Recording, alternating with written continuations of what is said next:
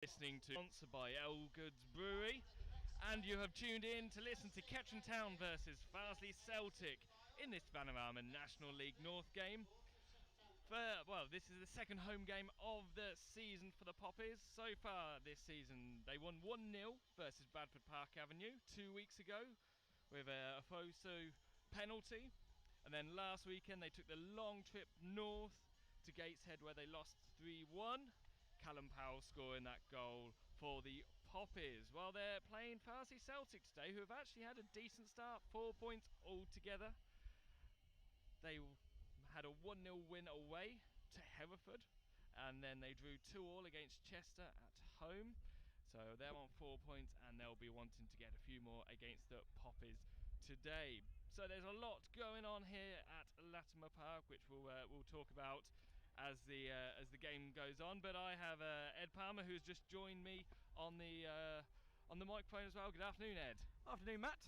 It's a fleeting visit until our resident commentator comes back and stands in, but I'm looking forward to today's game, I have to say. Yeah, indeed, the conditions are looking great out there at Latimer Park. The pitch looked wonderful, and you'll see that on our highlights package later on. When they are produced, you'll see that actually the pitch is looking fabulous. And a bit of a breeze. The sun is hidden behind the clouds at the moment, so it'll feel fairly cool for the players out there. Nothing too hot, and hopefully they won't have to take on I don't know too about much that. water. You've got to remember that being on top of this gantry is about 20 degrees cooler than it is at ground level. So, indeed. Well, you were here 2 weeks ago. This is my first trip onto the gantry, and we are now facing the opposite way. So it'll be interesting to see what the game is like, and hopefully for us and the fans here at Latimer Park, they will see a couple of Kettering goals. They'll certainly need it. Well, the Kettering squad certainly looks quite different, doesn't it, to the team who played against Gateshead last Saturday? Yeah, there's a couple of changes. Paul Cox admitted in his post-match interview that he started against Gateshead, tried to match them up with a 4-2-3-1 back four that Kettering haven't really been playing in pre-season, and they were found out in the first half. He switched to a back three in the second half, and that certainly looked and felt better. It's certainly going to be a back three today. Have you been through the team yet? No, I haven't been through the team yet. I will allow you to go through the team. Well, thank you very much, Ed. So for the Kettering squad, it looks like this: number 1, Rhys Davis; number 2, Connor Barrett; number 3, Ricardo Calder; number 4, Chris Smith; number 5, Connor Johnson; number 6, Max Dyke; number 7, Callum Powell; number 8 and captain Connor Kennedy; number 9, Isaac Stones; number 10, Gary Storer; and number 11, Harrison Neal. And the Kettering substitute bench looks like this: number 12, Claudio Fosu; number 14, Dakari Sheriff; number 15, Lemaine Sheriff; number 16, Luke Ward; and number 24, Kyle Perry. So a new signing there, Ed, on the bench for Kettering today. Yeah, Lemaine Sheriff, formerly at Accrington Stanley. Who are they? Exactly. But also was at Leicester for quite a few years. He's a tidy player, and we saw him in training a few weeks ago. At the time we didn't know who he was. He was just a player that was part of Paul Cox's plans in training sessions, but he's now signed for the Poppies, and it'll be interesting to see whether he comes on. Of course, that back three we expect will be Smith, Johnson and Deitch. Barrett will be on the right of that. Calder will be on the left. We expect Kennedy and Neal to be the two central midfielders. Storer will be on one of the wings opposite Callum Powell, and Isaac Stones up top. Stones had a really difficult game against Gateshead. He looked his age against Gateshead. He was up against two really experienced centre halves, including one that had played 3 figures in the Premier League, and he looked out of his depth. That's not a criticism against him. He's a very young player. It's just it was a footballing lesson for the young man, but he's got a chance to impress again back at home. Well, hopefully that it did give him a bit of a lesson, and hopefully he will be able to take that on board, and he will be able to apply himself in the Kettering squad today. Well, I can go through the Farsley Celtic squad as well. It looks like this: number 21, Thomas Donaghy; number 3, Will Hayhurst; number 5, Danny Ellis and captain; number 6, Adam Clayton; number 8, Chris Atkinson; number 9, Jimmy Spencer; number 10, Ben McKenna; number 11, Luke Parkin; number 12, William Longbottom, number 14 Tyler Walton, and number 19 Adam Barton. Just having a look at that squad, I'm sure number 6 Adam Clayton has featured against Kettering a number of times. So has Danny Ellis, actually. I recognise both of those names, I have to say. It's going to be a tough game for this Kettering. Farsley, I don't think, did what they wanted to last season before it was curtailed, and I think they'll be out with a more of a emphasis on attacking this season. I didn't follow Farsley's progress that closely last season, I must admit, but you know, they're a good team, and they have been a good team for a number of years, and Kettering will have to be very, very wary that they don't play well like they did in the first half against Gateshead to start with. But also, a lot of people have been saying it, and I think they've probably been right. Kettering really did get away with one here on the opening day against Bradford. If you have one of the top 6, top 7 sides having the chances that Bradford Park Avenue had, it could have been 3 or 4 against Kettering. We gave them the benefit of the doubt. They're young centre halves. They're new. They've rarely played together in competitive fixtures. So we gave them the benefit of the doubt, but they will have to be better today to make sure, because I don't think Farsley will pass up on those opportunities today. Definitely. I mean, historically, you'd say Bradford Park Avenue, and we've seen Farsley Celtic, have been probably not one of the stronger teams in this league, but they're still here in this league. They've regrouped. They've been able to bolster their squad like everyone else, and it's still very early. I mean, a draw against Chester and a win against Hereford. You know, Hereford again are going to be one of them teams who are going to be there or thereabouts come the end of the season. They are really, really good results for Farsley, I have to say, especially that Hereford one. Of course, we know the mighty Hereford, and they're obviously the greatest team in the world according to their programme a couple of seasons ago. But you know, they're against lowly Kettering Town. But you know, it's a really, really good. It is a really good result for Farsley, and you know, Kettering will really need to get points on the board here, because Monday, only 2 days away, we face a trip to Gloucester, who, let's be honest, last season were running away with the league before it was stopped, and this season have started in exactly the same vein. They beat York City 4-0 last week. That's a fabulous result for them. You know, what a massive confidence boost that is, scoring expecting to be promoted. Not only that, they've got the new stadium bounce, haven't they? All their fans are back for the first time in 14 years. It's great to see, it has to be said.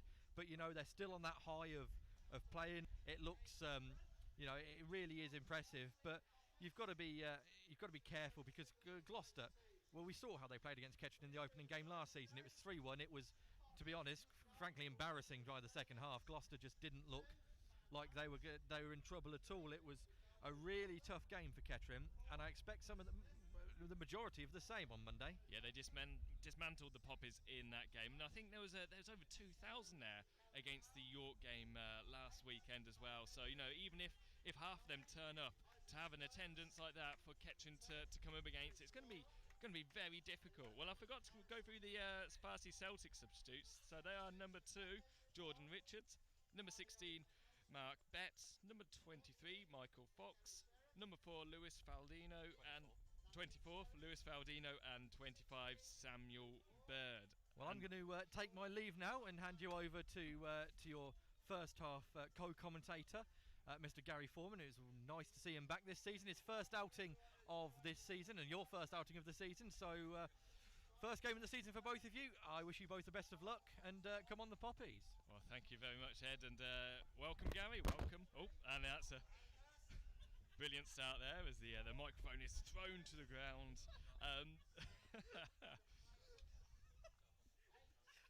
Well, there we go.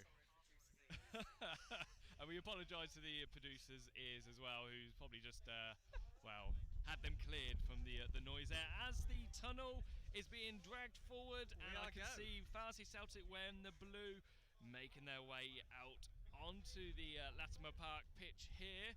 So here come Farsley Celtic, the Celt Army, coming out in their away kit. Goalkeeper is wearing a lovely purple outfit there as he makes his way to the left of us, which is the seating part of Latimer Park behind the goal there, although I believe there may be some standing at some point. And the Kettering squad are now lined up in the tunnel. Connor Kennedy out the front, captain today, bringing out the mascot with him as Latimer Park erupts with noise as we see Kettering Town, the Poppies, making their way out onto Latimer Park. So after the loss against Gateshead last Saturday, Kettering will be, they've had a whole week, 7 days to regroup, and they'll be looking to get straight back into this game from minute 1, and we'll be trying to test the Farsley Celtic defence and goalkeeper. I'll go through the Kettering squad once more. It's number 1, Rhys Davis. Number 2, Connor Barrett. Number 3, Ricardo Calder. Number 4, Chris Smith. Number 5, Connor Johnson. Number 6, Max Deitch. Number 7, Callum Powell. Number 8, Connor Kennedy, also the captain. Number 9, Isaac Stones. Number 10, Gary Storer. And number 11, Harrison Neal. The substitutes for Kettering today are number 12, Claudio Afosu. Number 14, DeCarry Sheriff. Number 15, Lemaine Sheriff, no relation of DeCarry. Number 16, Luke Ward. And number 24, Kyle Perry. The match referee today is Richard Holmes. His assistants are Jordan Gibson and Daniel Stokes. So we have the traditional players shaking hands and going for the coin toss here at Latimer Park. How are we feeling, Gary, back here at Latimer Park? Yeah, excited to be back. This is my first game of the season. Saw a couple of the pre-season friendlies, but unavailable for the first 2 games. One win and 1 loss. Looking to press on again today against Farsley Celtic, that have made a decent start themselves to the season. Well, in the 9th and 10th minute there will be a 2 minutes applaud in memory of Ernie Moss and Robbie Cook, former Kettering strikers who, if you were around at the time, you would have been I was around. Impressed with their overall performance. You know, there's been some great memories of them shared over the last couple of weeks, and both passed away recently, and there will be the 2 minutes applause on the 9th and 10th minute in representing shirt numbers which they wore often while playing for the Poppies. Yeah, and I can't think of a better strike partnership either for the Poppies in all my time, as we take a knee here against racism. Yep, a round of applause from the Poppies fans and any Farsley Celtic fans here, and we have the referee getting the players ready, and we have kick-off here at Latimer Park. So, Kettering Town versus Farsley Celtic in the Vanarama National League North, and you're listening to Poppies TV audio, sponsored by Elgood's Brewery, and it's Kettering who are looking positive at the moment with Stones on the far side, plays the ball low, and that's straight into the penalty area, but also straight towards the goalkeeper, Donnelly, who calmly collects that, and Kettering trying to push players forward at the moment. Now, it was mentioned about the change of formations for Kettering against Gary, who loses the way line. It's now with Hayhurst. Hayhurst gets a deflection there and will get the throw-in for the Celt Army in front of the away dugout, something we're now away from, so we can't hear any comments from either managers. Maybe that's a good thing. Well, for good or for bad. Farsley Celtic again, pushing further forward into the Kettering half. Nice 1-2 there, and the ball looks to be crossed in, and instead it's Barrett there who gives the foul away. First free kick of the game, and it goes to Farsley Celtic. We've had just the 1 minute here at the moment at Latimer Park. Kettering Town versus Farsley Celtic, and it will be a free kick into the penalty area. A 2-man wall at the moment for the Poppies. It's Neal and Calder. The ball goes over the top, and it goes straight through to the far post. It doesn't look like anyone actually got any contact with the ball there. Jimmy Spencer was very close to getting on that at the end of that, though. Decent ball in. Just couldn't quite get his head to it. Flashes across the 6-yard box, and Kettering escaped with a goal kick. Well, Rhys Davis didn't really give too much communication there as the ball came in. Hands of just leave it. Obviously confident he knew where that was going. Anyway, he's claimed the ball, and he's put that down on the spot, and it will be a goal kick for Kettering Town. So, Rhys Davis with a handful of Farsley Celtic fans behind him, trying to put him off. And that's a long kick. Actually, that's a great kick, and it looks like it's Powell who tries to get it on the end of it. Unfortunately, it's cleared away by the defensive partnership of Farsley Celtic, but Powell has another turn with the ball. It goes towards Calder. Calder plays it forward, and now Storer is chasing the ball down. It's hit up in the air from Captain Ellis, and again Kettering tried to get the ball forward. Connor Kennedy claims he was fouled there. He was on the ground. Just a throw in for the Poppies though, halfway in the Farsley Celtic half.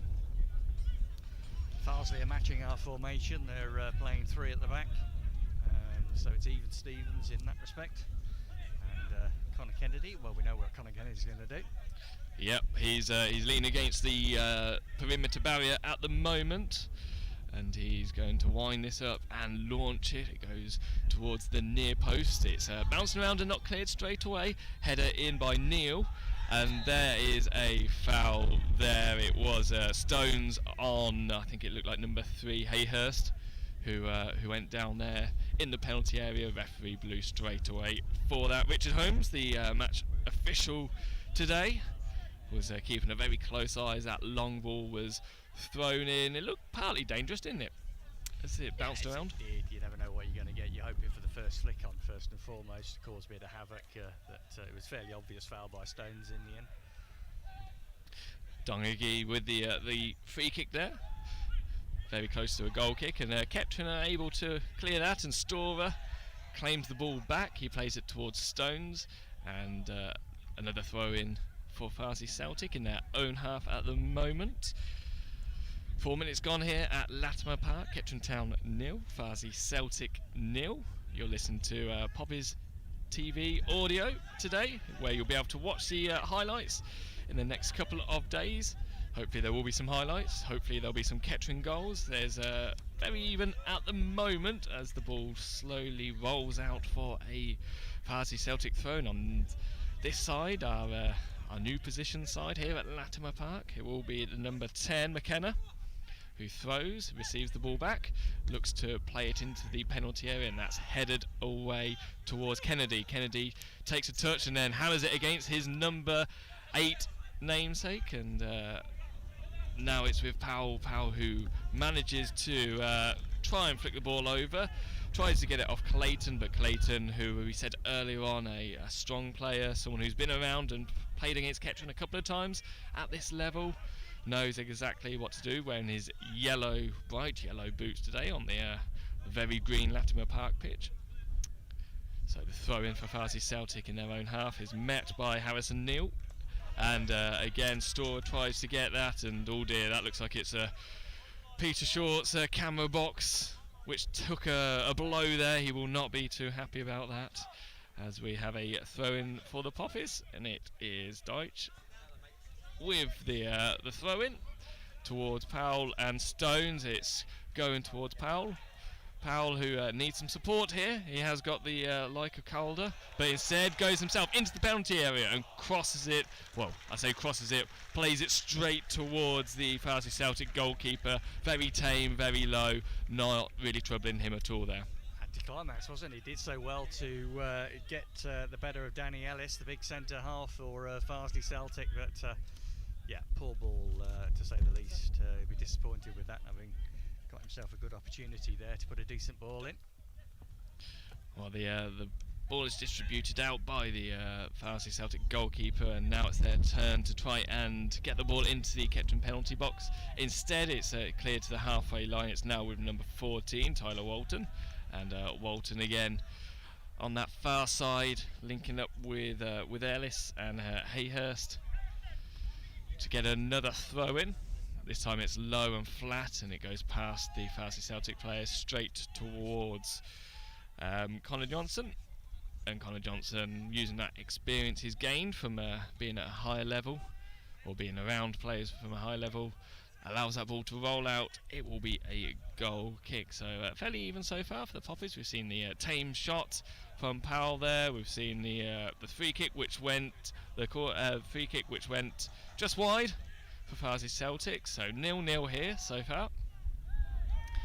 And the kick is finally taken. It's gone over the halfway line. It's now with Kettering. Kettering need to play this around now. Instead, it's being passed back and forth, and that's finally cleared over the top, and it is Connor Johnson who heads that out for a throw-in for Farsley Celtic. Farsley again with another opportunity to throw this, just taking their time. We've had 7 minutes here at Latimer Park, and very low head there from Kettering player. It's swapped over towards McKenna now. McKenna to try and get the ball in, turns one way, plays it in. It's at that far post as a header up towards Kettering number 2, Barrett. And Barrett who runs straight into danger.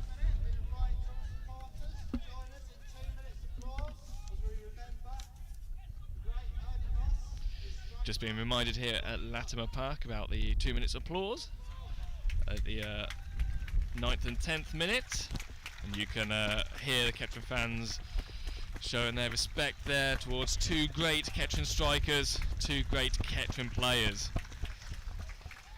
The game does continue, and it's a throw-in again for Farsley Celtic, not far from their away dugout. Great to hear the round of applause, Gary. Yeah, we're going to get 2 minutes of this, are quite right too. It's a crying shame that we lost Ernie, of course, and then Robbie Cook following on way too soon. And as I say, I'm struggling in all my years of watching the Poppies to think of a better strike partnership to grace the red shirt. And have to remember as well, these players also took on the assistant manager role under Peter Morris as well. We think about that time at the FA Trophy final in 2000. Well, it's a throw-in for Farsley Celtic on the far side of the pitch into the Kettering half. And the throw-in is met there from Connor Kennedy. And it's swapped over, an early ball forward, and Powell is now watching this. It's bouncing into the Farsley Celtic. There's a header there from the number 6 Adam Clayton, heads out straight back towards Darnahy, who holds on to it, kicks out of his hand, and not the best of control there from Neil. He's working hard now to win the ball back, and it is lost by the number 8 Atkinson, who struggled there and came off a Kettering player last. Throw in again for Farsley Celtic. So another throw in on the halfway line at the moment here at Latimer Park, 0-0. So it's Calder with the meeting the ball here, and it's gone out for a throw-in. Well, just having a look at the Kettering squad at the moment, they're certainly trying to keep that shape, trying to keep composed. As you said, it's a like-for-like match-up between Farsley Celtic and Kettering Town formation. The throw-in goes in. Gary Storr there. Quite unusual to see Gary Storr playing in this new position. We've often seen him playing at that sort of right back or right wing position. He's certainly a lot further forward, trying to link up with Connor Kennedy. That's the thing about Gary, he can slot himself into so many positions in the team and do a decent job. I think it's up to the manager to decide, you know, what's the best position at the moment for him to play in the current Poppy setup. And for the start of this season, it's centre midfield. But you know, Gary's got that flexibility; he could change any moment. Well, he is probably the most experienced Kettering player out there now. Looking at the today's starting 11 at least, who's been here the longest. Yep, longest at the team, and that doesn't even seem that long ago since he made that debut against Slough Town.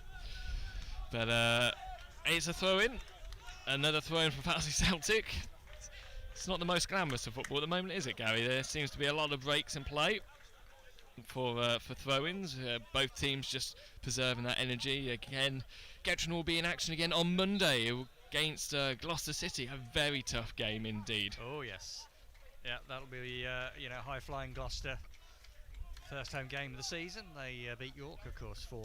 So on their 3G pitch, and yeah, that's going to be a test. But let's have eyes on this one today. This is the most important one. So Farsley finally take the throw in after we had to have a new ball come onto the pitch after the last one went out the perimeter, and it will be another throw. It's wound up this time over the halfway line. straight into the Kettering defence, headed out, straight back to the throw-in taker, and again trying to work its way. This time it is left, and it is Kettering who finally get the throw-in. Ricardo Calder to throw the ball towards, it looks like Max Deitch. No, it wasn't, sorry. Yeah, it was, who did get the ball. And that's launched forward, trying to find the two Kettering players playing further forward. That's Isaac Stones and Callum Powell.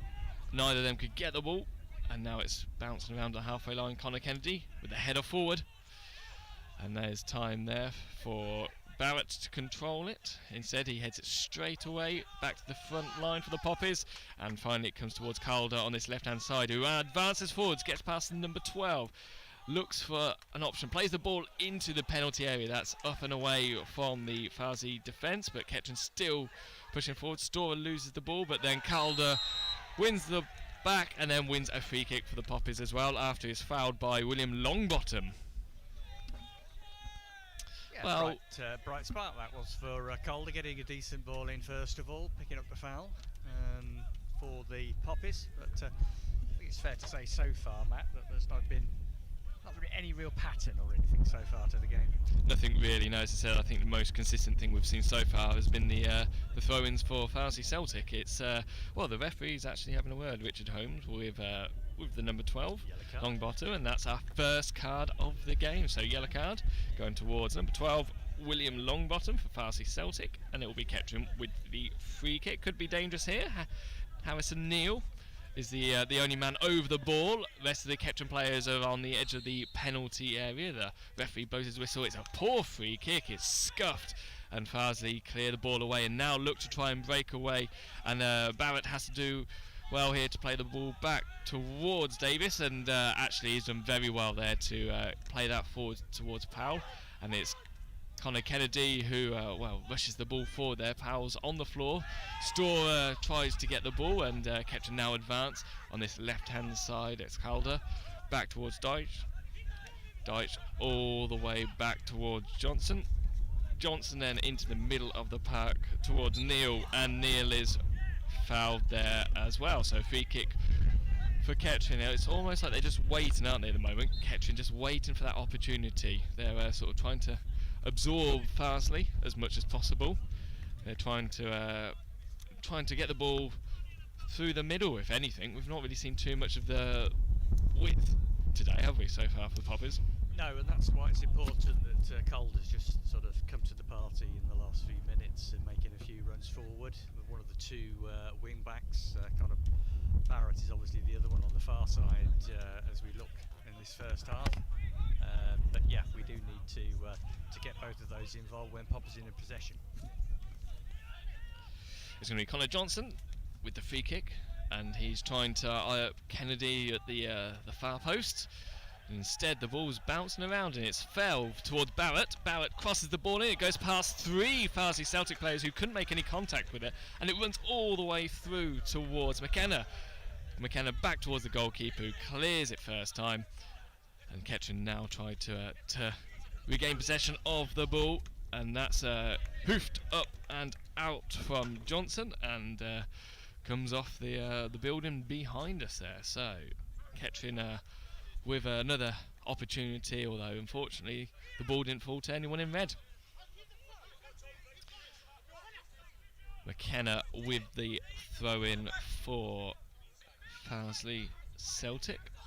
He's looking for his options, plays it short towards him, and Calder is there, biting at his ankles, and wins the ball back, and that ball is put out for another throw-in for Farsley Celtic. So Farsley, we're certainly with some tall players and experienced players in their squad today, and already on 4 points this season, a win against Hereford and a draw against Chester City last weekend. Ball is played long, probably too long, and is met by Donaghy, and that's headed out of the Kettering defence. And both teams just really struggling at the moment to get any control of the ball. There is two players down on the floor from both teams, and it looks like a ball was tried to be played into the penalty area. Instead it's now with Storer in the middle of the park. That's a pull ball from Storer. Fortunately it falls towards Ellis, and Ellis now plays the long ball towards Clayton. Clayton calmly plays the ball back.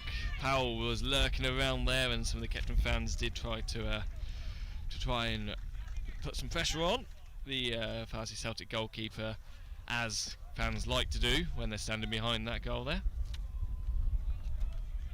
And the Farsley Celtic fans behind Davis do exactly the same, but now it's Kettering now advancing here, and the ball is cleared out for a throw-in in the Farsley Celtic half.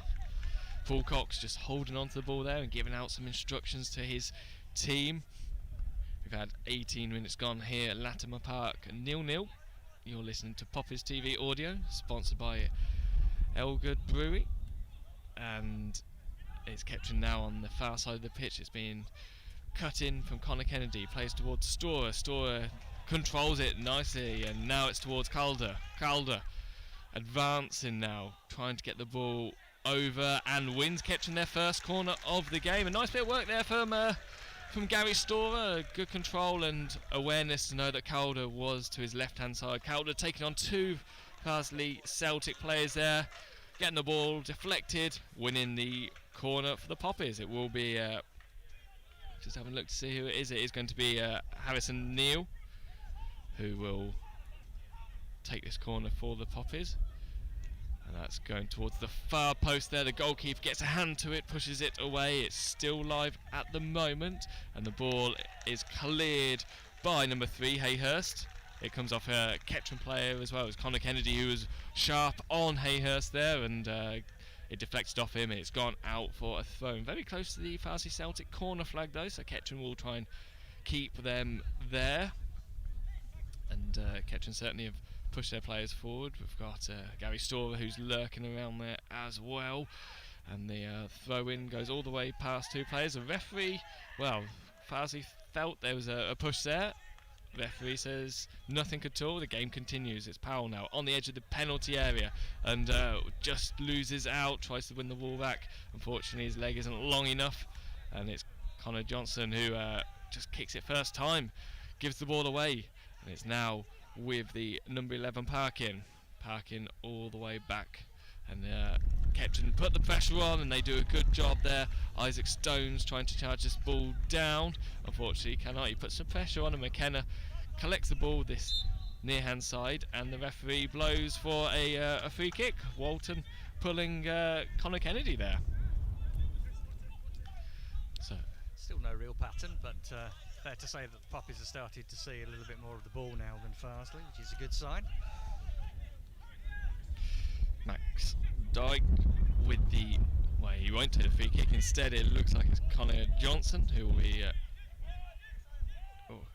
even Chris Smith. Well, Kettering certainly pushing their players up onto the edge of the penalty area. It will actually be Harrison Neal taking the free kick. In front of him is Calder. He plays it short towards Powell on the ground, on the edge of the penalty area, who tries to flick the ball and tries to do too much there. Neal again with the ball, this time towards Calder. Calder again has 2 players in front of him. He keeps the ball close to him. He gets past one into the penalty area, and this time his run ends there, and now this could be an opportunity where we have Farsley on the left hand side. Hayhurst still with the ball, charging in, runs straight towards Storer. Storer is strong there, gets the ball, plays it to Kennedy, and then gets the ball back, and this time loops the ball over the top towards Stones. Stones now watches the ball, and there's Powell there as well. The two of them almost mixing up between each other. Stones plays it to the left. There's shouts of penalties. The referee says nothing again, and this time the Kettering defence have their arms up to say offside, and we have our first offside flag of the game there. Well, great work there from Gary Storer, battling away, getting that ball forward, but you have to say the 2 Kettering forward players mixing up almost, and did they put each other off? Yeah, I think the danger was for Farsley breaking forward. Hayhurst had too much time over there, and he said it was a great tackle from Gary Storer. Typical Gary Storer challenge, nicking the ball, and yeah, it's a Stones and Powell were operated in exactly the same square yard of turf, and as a result of that, we didn't get anything from that, but Well, I thought it was offside, but yeah, we I seem think to it's be having a free offside, kick yeah, in the it's offside, Farsley but half, it's taken in so the Farsley half. not sure what happens there. Storer with the ball on the edge of the penalty area, trying to release Powell. Powell, again, nice bit of fancy footwork there. Plays the ball into the far side, past all the Kettering players, all the way towards Hayhurst. Hayhurst is able to clear the ball forward, all the way towards Barrett. And this time there is a foul there. It was on looks like number 11, Luke Parkin. And it's Farsley Celtic's turn to have a free kick in their own half, and probably needed that because Kettering were just starting to build on the momentum there. We've had 23 minutes gone here at Latimer Park, and it's very even. Yes, very even and very bitty first quarter. Can we say first quarter, or is that a bit sort of American football?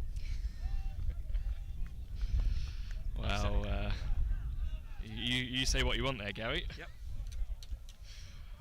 So free kick for Farsley Celtic, and it will be the goalkeeper in purple, all purple, to distribute this, and that goes all the way through to the Kettering defence, and that's still continuing, and it came off a Kettering player last, and it will be a corner for the Celt Army, and it will be Parkin who takes this, and there's some noise there to our right from the Farsley Celtic fans, Handful of fans who've made their way. Yep. And here comes the corner. The corner goes in, it's headed up and out, and there's a Kettering player on the floor at the moment as we watch Storr run away with the ball. The referee does blow, and it looks like, is it number 5 Connor Johnson who's down at the moment?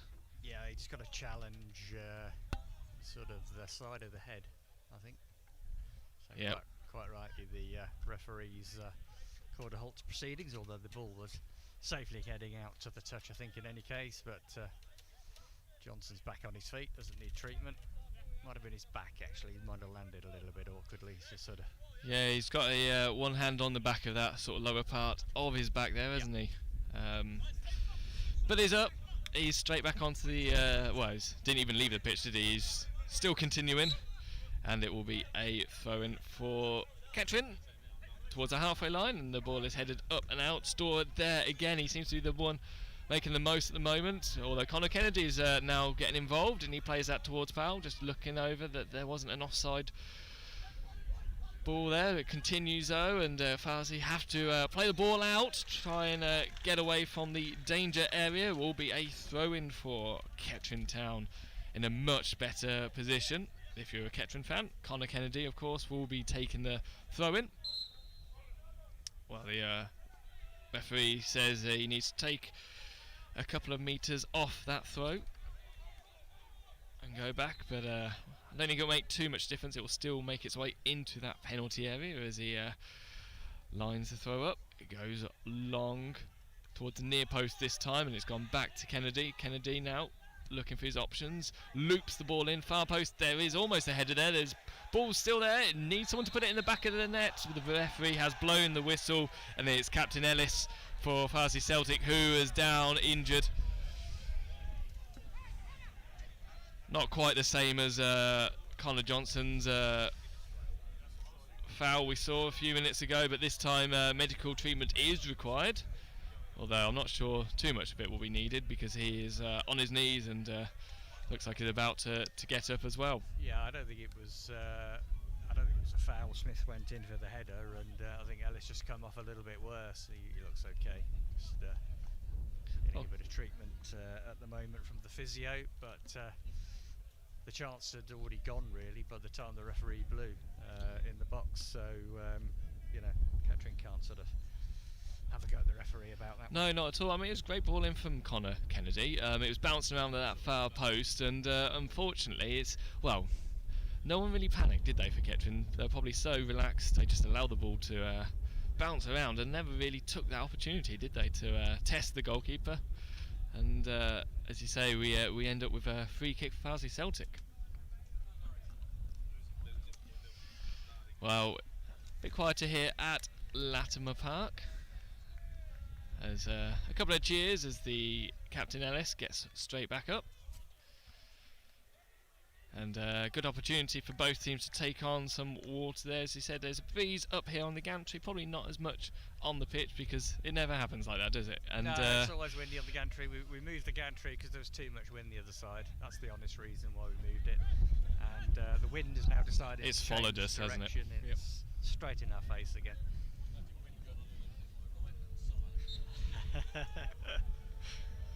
Oh, there we go. So, free kick is taken. Player is back on. Ellis is back on for Farsley Celtic. 0-0 still here at Latimer Park in this Vanarama National League North game. Kettering clear their defence. Not far though, and again it is Parkin who is making a handful for Kettering, making it difficult for them to get past that halfway line. Could be a chance here. Stones was trying to feed the ball forward towards Powell. They've swapped over actually at the moment, and Kennedy again trying to rush that ball forward, and that's well left there, goes all the way through towards Rhys Davis in goal for the Poppers today. Not had too much to do. No, it's been a quiet afternoon for both goalkeepers really. We've had no saves of any note for either keeper to make. Donaghy had to deal with one corner where he dealt with his punch out fairly well, so yes, quiet so far. Well, the goal kick goes all the way through, and Kettering now try to advance. Isaac Stones now on the far side of the pitch, gets the ball, plays it off number 3, Hayhurst, and gets Kettering Town a throw-in, not too far away from the corner flag. And again, this time Connor Kennedy going all the way over and trying to make a nuisance and get the ball into that penalty area. Kettering have got 5 players in the penalty area, with Storer on the edge of the penalty area as well. The throw-in goes in towards the near post. There is a header by Ellis to Kennedy. Kennedy tries to control it, and it goes the opposite direction. The ball is still there at the moment, and then it's finally cleared, and again it falls towards Parkin. Parkin, who was very lucky there to get the ball, but now this could be a chance here with the Farsley Celtic. Parkin looked like he had the last touch of that, and the referee has gave a corner. But a quick breakaway there between Parkin and I think it was number 14 Walton, who looked dangerous there. Now Kettering have to switch on and defend. Everyone back apart from Powell, Callum Powell, who's on the edge, on the halfway line. Everyone else is back. The corner goes in near post. 2 Kettering players there, almost fighting to get that ball out. Goes all the way out for a throw-in, halfway in the Kettering half. And on the edge of the penalty area, Gary Storer collects the ball, plays it forward towards Powell, who is onside. He's got 2 players to get past. He's got past one. He turns, plays it towards Stones, plays it very close to Stones' outstretched foot. All he had to do was make contact there, and that was going towards the Kettering, towards the Farsley goal. Better promise there. Good quick break from Kettering, having won the ball back from the throw-in quickly, and yeah, that was a much better ball in from Powell, getting closer to his strike partner Stones, but just about half a yard out, just couldn't get it under control. We've had just over half an hour here at Latimer Park, and it is Kettering Town 0, Farsley Celtic 0, and we have a goal kick for Farsley Celtic, and Kettering defence head that out. It's with Neil, another header, and Kennedy making a nuisance of himself, and the referee, Richard Holmes, wants to have a word with the Kettering captain. We've had one booking already today, number 12, William Longbottom for Farsley Celtic. Just a talking to, I think. He's just saying, look. Well, it certainly didn't look very offensive at all, did it? No, he just. It was a challenge, but he wasn't going for the ball. He was going for the man. That was the problem. So, just a warning from Mr. Holmes, the referee today. McKenna with the free kick, and he's played that to the left-hand side of the Kettering penalty area, and it will be Barrett who plays the ball up and out towards Storer. Storer, who's on the right-hand side at the moment, trying to find Powell. Storer again hassling, and allows Farsley to have a throw-in in front of their dugout. They look to try and play a short ball, and again Storr is there and is certainly becoming quite a nuisance. Looks like he's won the ball back, although the referee has blown his whistle. But he certainly seems to be getting quite involved in that midfield position at the moment, doesn't he, Gary Storr? You'd expect nothing different. I think he was a bit unlucky there to get the referee blowing his whistle. Didn't see a lot in that one. So Will Hayhurst will take this free kick, and Farsley's feeling ambitious here with players moving around. That's a strong ball straight into the penalty spot, and it could be a chance here as Kettering have to clear the penalty area, and they do, although the ball falls straight towards Farsley, and they play a nice square ball and now try and get the ball back into the penalty area. They're on the left hand side, they play the ball in, it goes past 3 Kettering players, still hasn't been cleared. Another Farsley Celtic player tries to stab the ball in, unfortunately can't make any touch there, and there is a blatant handball there by Chris Atkinson. Now, was that going to be an opportunity for Kettering to break away? All I can see is a yellow card at the moment for Chris Atkinson. Kettering played the ball out the outer defence. It was a long ball, and he pretty much picked the ball up there as a basketball throw. Well, Kettering's certainly surrounding the match official at the moment, and it certainly woke the crowd up here at Latimer Park, probably what the Kettering players need.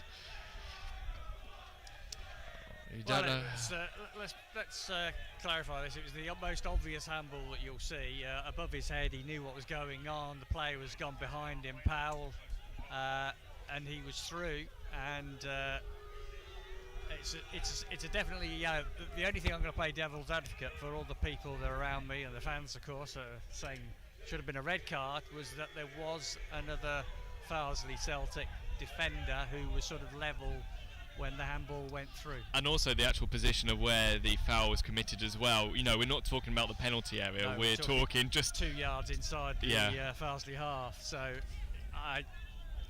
yes, of course, you got to shout for a red card. If it was the other way around, you'd be saying yellow card.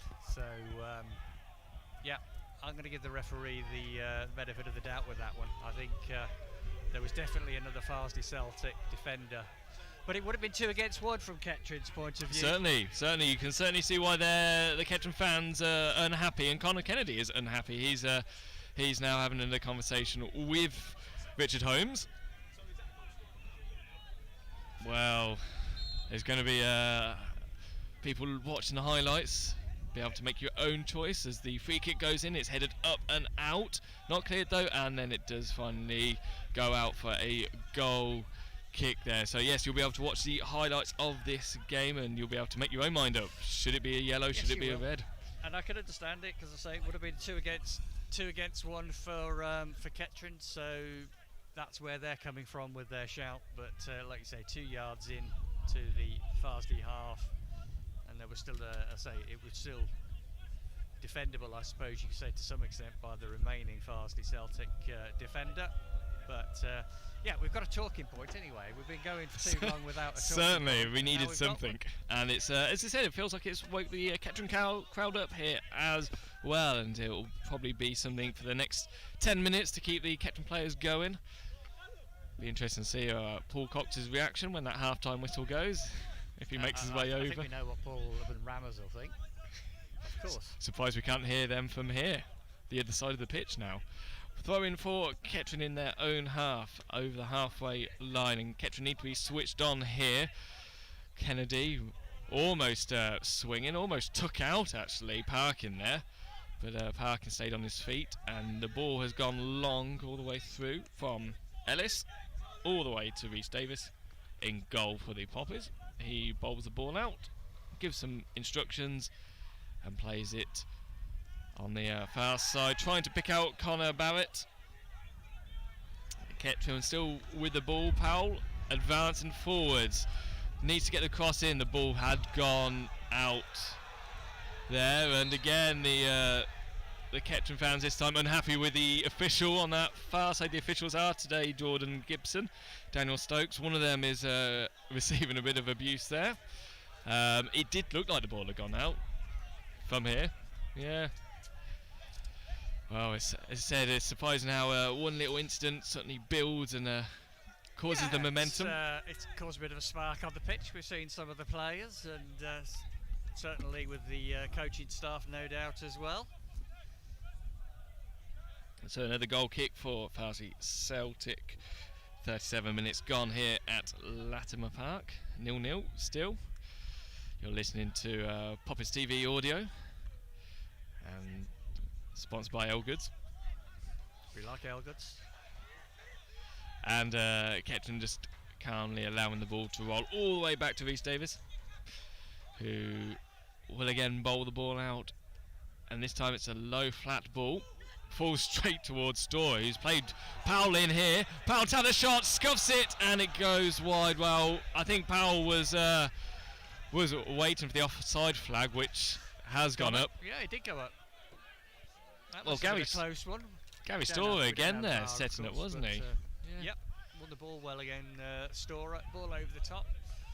Powell, I thought he was probably onside, but the linesman in a better position than what we are. Come on. He was a lot closer to the action than we are, Gary.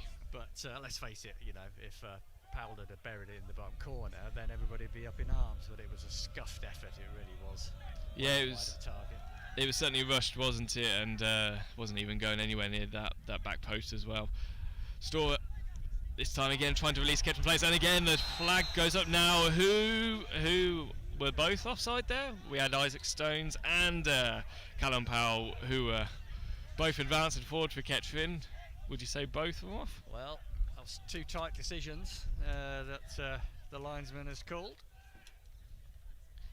It's certainly higher up in the Farsley Celtic half this time. The goalkeepers come all the way forward to take this free kick. And we'll try to get this onto a Farsley head. Instead it's Kettering and Connor Kennedy who heads it out. Isaac Stone is coming over to Hassel, the number 14, who continues and almost goes over the barrier just below us to the left hand side. Walton not too happy, felt he was pushed by Isaac Stone there. I don't think it was anything too dangerous at all. No, John Boy should keep quiet. There's Calder with a header up, and the Storer being held there on the ground.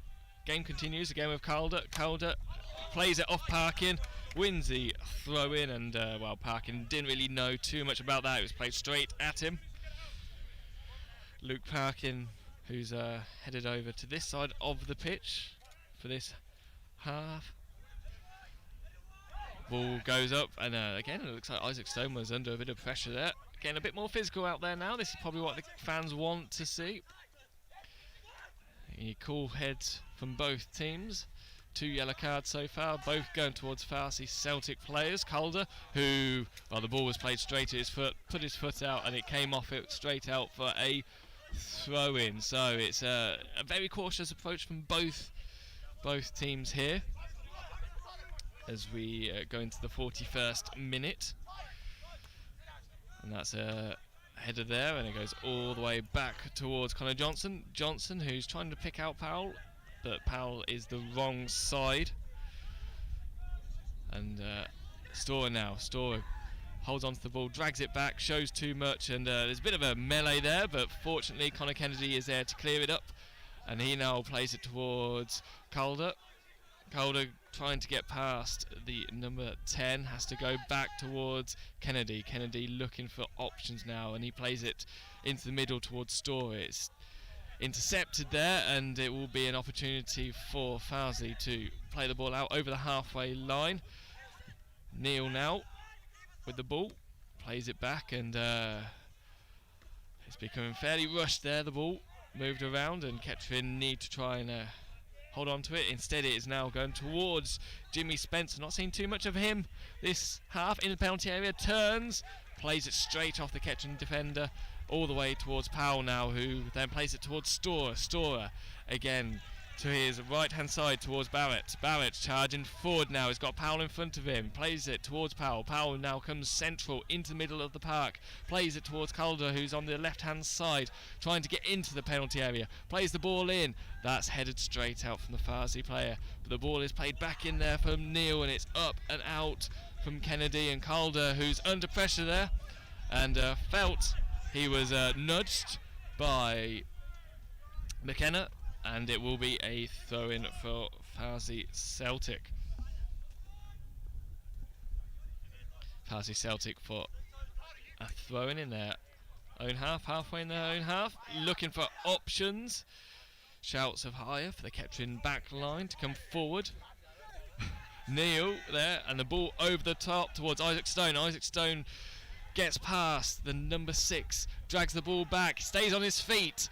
He needs some support here. He plays the ball in, and it's put over, and the goalkeeper can't hold of it. Powell now trying to get a hold of it again, and unfortunately Kettering just can't find the back of the net. Storer fighting here to try and win the ball back, and it's Farsley who come away, but this time it is Chris Smith who's advanced forward towards Barrett. Barrett on the right hand side, looking to get the ball into the penalty area. Not the best of passes at all from Barrett towards Storer there. It was read and it was cut out, and Kettering have to put the ball out for a throw. But actually, you have to say Isaac Stone stayed on his feet there, didn't he, in that penalty area. He was under lots of pressure, and the ball he produced and got in was really putting some pressure on Donaghy, who tried to hold on to the ball, fumbled it, and it could have gone anywhere. Yeah, Stones did well, like you say, just hung the ball up under the crossbar and caused all kind of trouble for Donaghy, who was scrambling in the end just to palm it clear. And unfortunately, there wasn't a Kettering player around to get hold of the rebound. But here's another opportunity. Free kick this time for the Poppies, halfway in the Farsley half. That looks dead centre, doesn't it? Yeah, dead centre. He's going it, so he could. The majority of the players for Kettering are coming to this near side on the left-hand side of the box as we look. Yep, Neil who will take the free kick. It was Calder again, Ricardo Calder, who's certainly warmed in this game, who was fouled. Two-man wall. Free kick goes in. It comes very close to Connor Kennedy. Doesn't come off Kennedy. It comes off a Farsley Celtic player. It will be a corner for the Poppies. So we've got 10 seconds left of normal time. 3 minutes, the board's just got it. Harrison Neal for the Poppies to take this corner on to our left. Plays it short towards Storer. Storer plays it back towards Neal. Neal crosses it in. Straight on the goalkeeper. That was the problem. He was able to pluck the ball out under no pressure from any Kettering players. So 3 minutes until we'll hear that half-time whistle,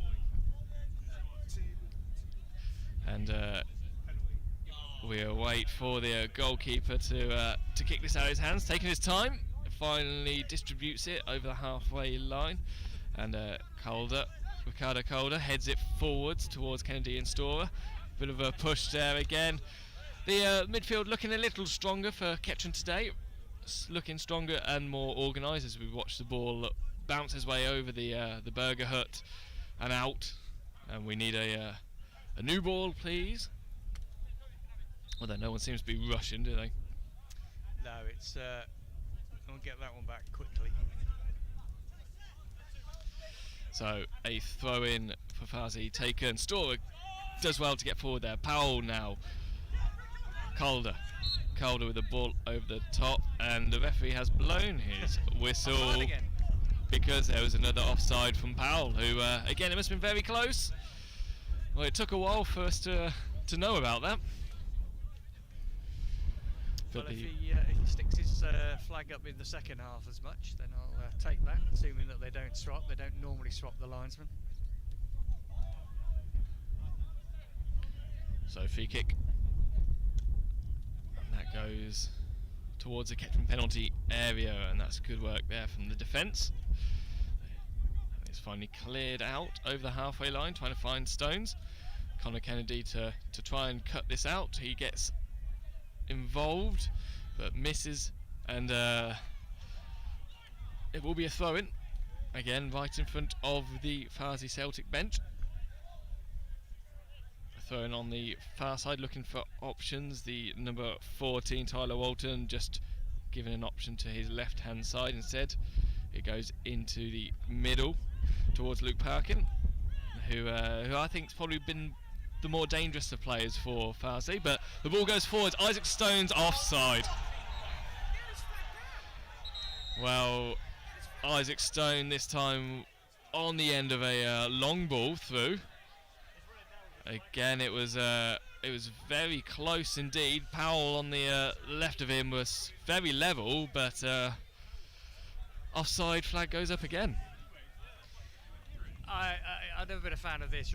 You know, he clearly indicated play on because he ran with his flag down, as if to say, no, you're onside. And then as soon as Stone gets anywhere near the ball, he says, no, you're not. You're offside. I've decided now. You're offside. Just to add to the frustration of the Kettering fans here at Latimer Park. Well, the offside flag's down because the half-time whistle has gone. So here we are at Latimer Park, and as mentioned, Paul Cox has made his way over to the officials, I think, to question about the decision with the handball, which we saw, which was probably the main talking point from the first half in the 33rd minute, where Chris Atkinson looked like he not only picked the ball up but threw it. Yeah, he was basketball playing, he was. Well, it was the big talking point. I can understand why Paul Cox is upset. It was 2 against 1 if the ball had gone through legitimately, and that would have been probably, arguably, Kettering's best opportunity to score this afternoon. Since then, Kettering became very frustrated with the offside, which seemed to occur quite a lot towards the end of that first half. Any standout players for you, Gary, from Kettering and from Farsley? I hate to say Storer because I sound like a bit of a broken record, but he was for me, I wouldn't necessarily use the word standout player, but I think he was the best player in the poppy shirt. Just needed a bit more quality trying to get on the ball in the middle. I think that's what we need to unlock the Farsley defence, and hopefully we can do that in the second half. Well, Luke Parkin, I think, has looked very dangerous for Farsley Celtic when he has got onto the ball. But I think Kettering defence, on whole, doing their job. They're sort of seeing the ball out, playing the ball out. We've had a lot of throw-ins for Farsley Celtic, but they've not really capitalised from them at all. So there we are then, 0-0 at half-time here at Latimer Park. Thank you for listening to Poppers TV Audio, sponsored by Elgood's Brewery. In the second half, I believe you'll be listening to Paul Cook and Ed Palmer. Is that correct? Yep, could be. Okay. Okay, so we're going to just wind it up here for half-time, and join us again for the second half, where hopefully we'll hear some more action and hopefully some Kettering goals.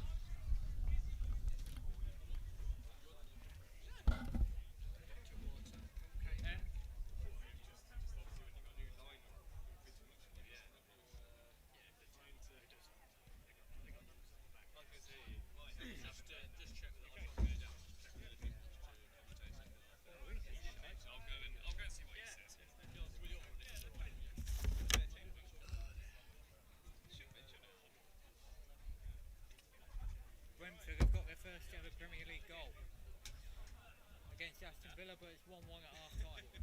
Aston Villa? I believe that's the first goal Brentford have conceded this season.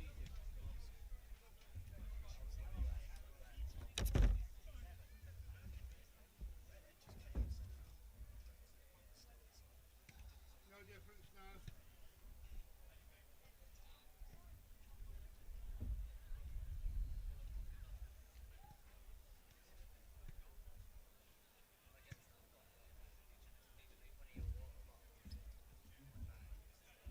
Okay, Ed, as we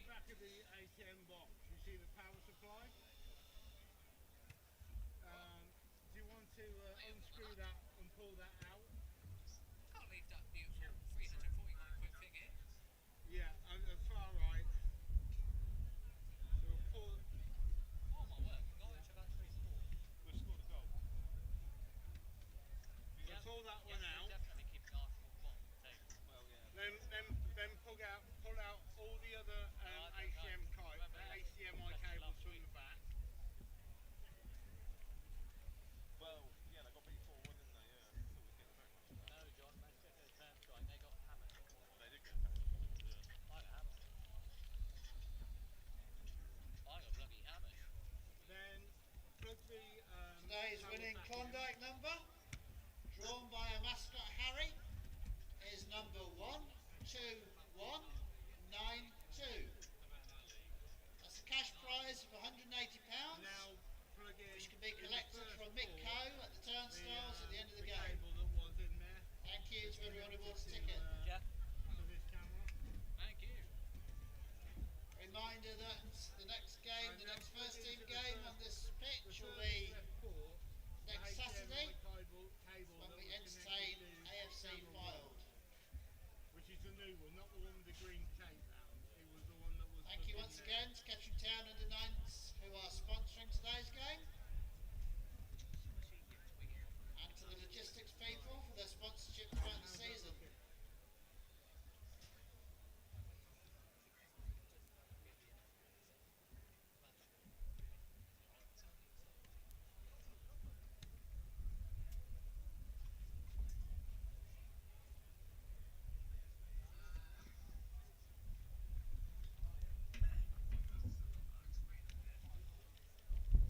Are we looking at the monitor screen from there?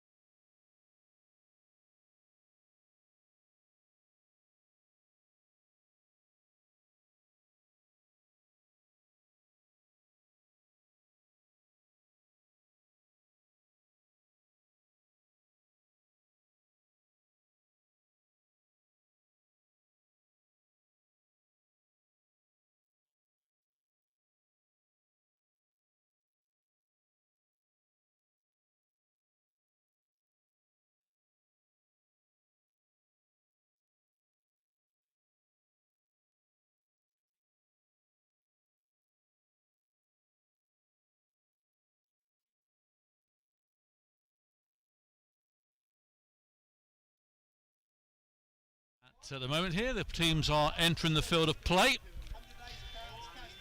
And a good first half for Kettering.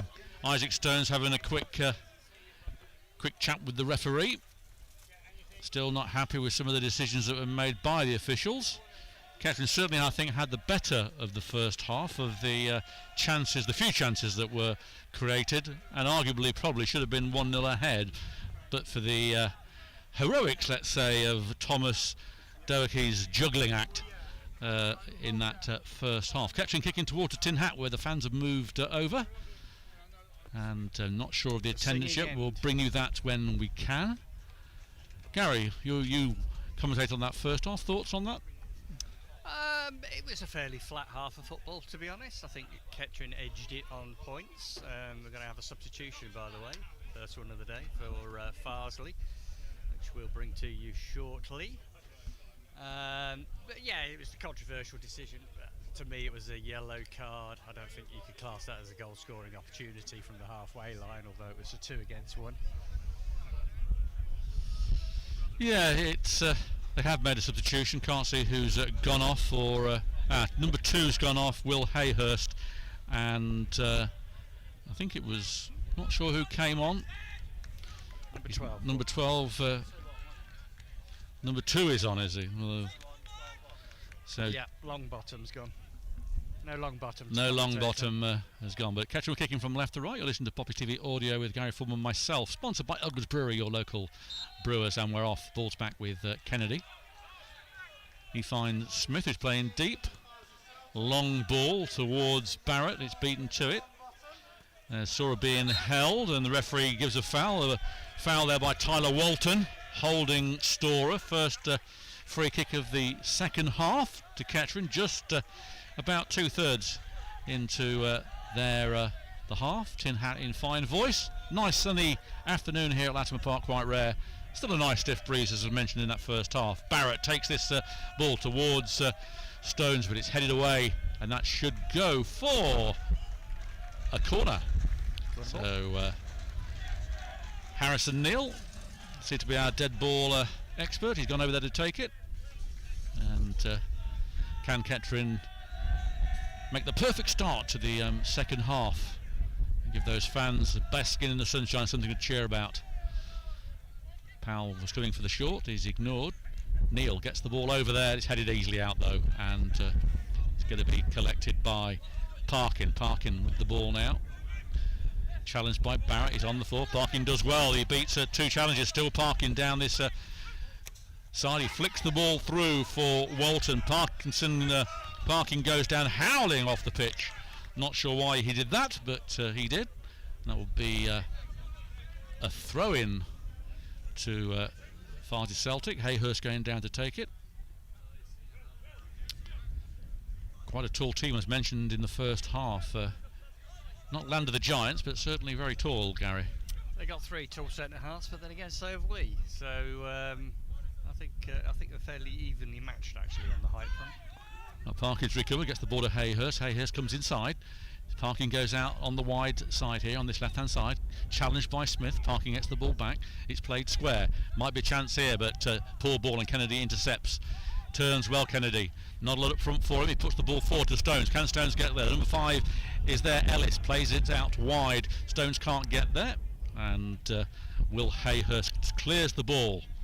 And it's to Dyche. Dyche. He finds Calder. Calder, who's very pacey on that wing, puts the ball forward for Powell, but I don't think Powell will get there. Ellis gets there and just hoofs the ball out for a throw-in.